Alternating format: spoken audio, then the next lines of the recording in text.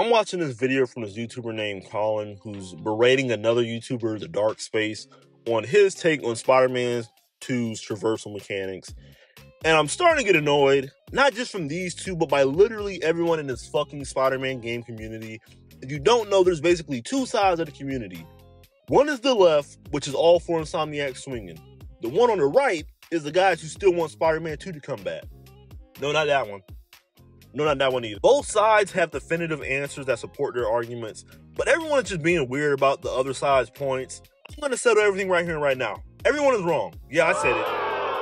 Don't boo me. To really get my point across, let me introduce everyone's arguments, starting with the right.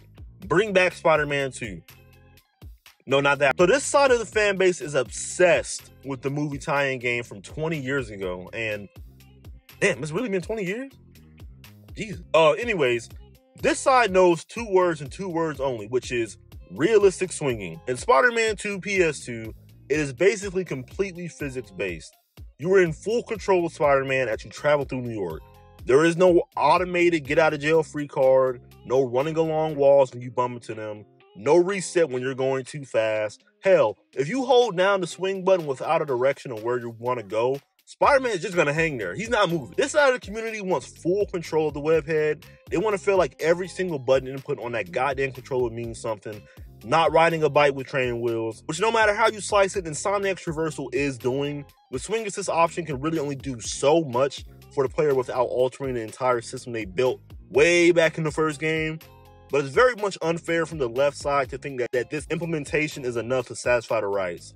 To understand the right, you must understand that they want control, absolutely through and through. They want the world to also give them a little pushback. If the building cuts off the web line, cut in the corner, they want to adapt on the fly. Now, not too realistic. Don't fucking give them web cartridges like the OG PS1 game. Not like that. But control is the main goal for the right. Now it's time to get into the lefts.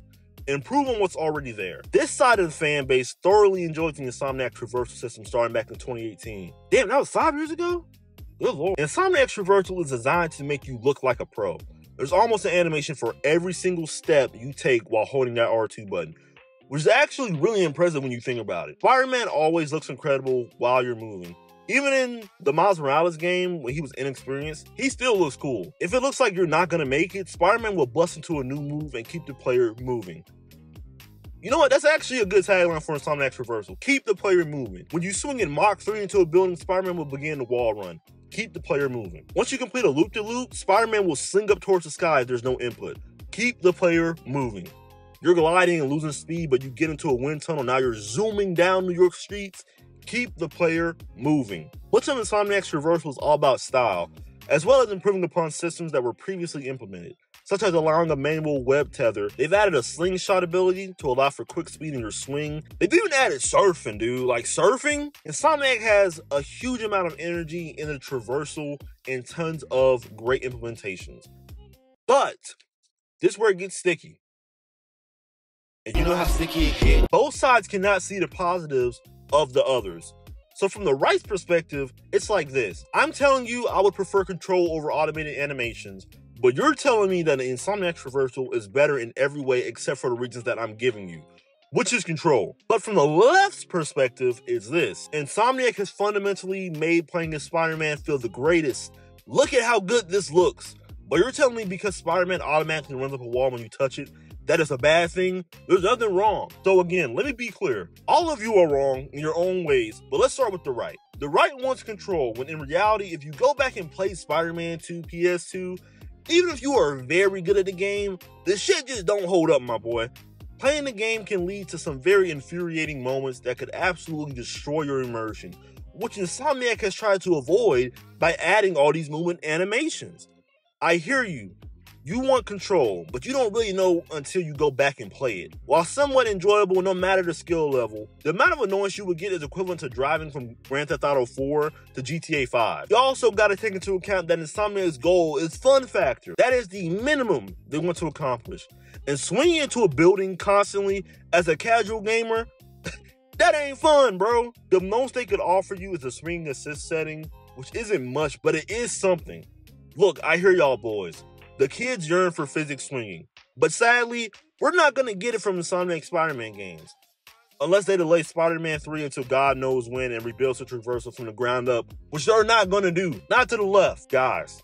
Y'all know damn well what the writer's talking about when they say they want control. They don't want to be constantly saved from making mistakes. They don't want animations as a replacement for traversal moves. They don't want to play Spider-Man. They want to be Spider-Man. Insomniac's games allow you to play as Spider-Man in the most meta way possible. In 2018, as Peter, you play as an experienced Spider-Man who has little room for error.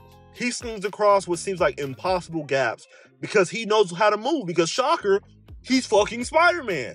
In 2020, with Miles Morales, he's thrown around like a nervous wreck. If you do a trick for too long with Miles, you crash into the ground because he is inexperienced Spider-Man. You see what I'm getting at here? The Insomniac games feel like you don't have a lot of control over how you move because the game chooses for you. Even with the loop-de-loop, which automatically makes you let go after one swing.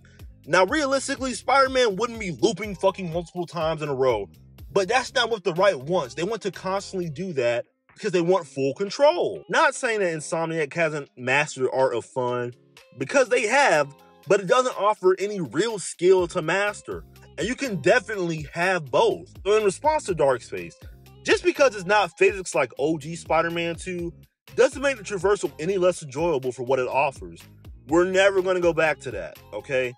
Now, they have improved the swinging in each installment of this franchise, so safe to say, again, in the third game, there's probably going to be more improvements.